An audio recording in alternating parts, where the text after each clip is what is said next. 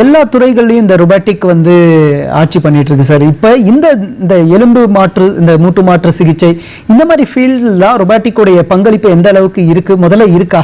அறிவியலுடைய வளர்ச்சிங்கிறது கட்டாயமாக இருக்குது.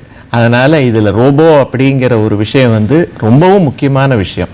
ஆனால் அதை வந்து எந்த அளவுக்கு அறிவியல் பூர்வமாக அது வந்து ப்ரூவ் ஆயிருக்கு, அந்த அளவுக்கு நம்ம இப்போ உபயோகப்படுத்தணும். ஓகே. அதாவது ரோபோ அப்படிங்கிறது எப்படி அப்படின்னா, நம்மளுடைய மூட்டு மாற்று அறுவை சிகிச்சைங்கிறது மிகவும் துல்லியமாக அந்த மூட்டை பொறுத்துறதுல தான் இருக்குது. அதனால் அந்த துல்லியத்தை வந்து நமக்கு கொடுக்கறது வந்து ரோபோங்கிறது.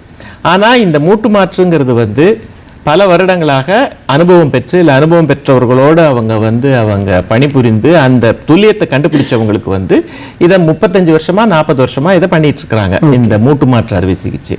அதனால அவங்க பண்ணிட்டு இருக்கிறது ரொம்பவும் வெற்றிகரமாக இருக்கு.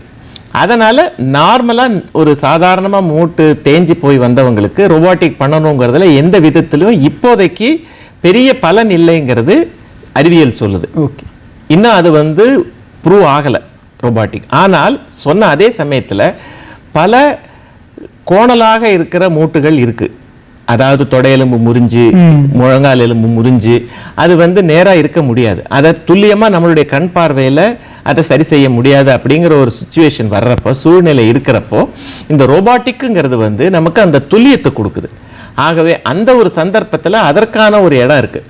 இப்போ ஸ்பைனல் கார்டு ஆப்ரேஷன்லேயும் ரோபாட்டிக்கோட வேலை இருக்குது. இந்த மாதிரியாக மூட்டு மாற்று அறுவை சிகிச்சை எல்லா துறையிலையுமே இப்போ ரோபோ வந்துருச்சு.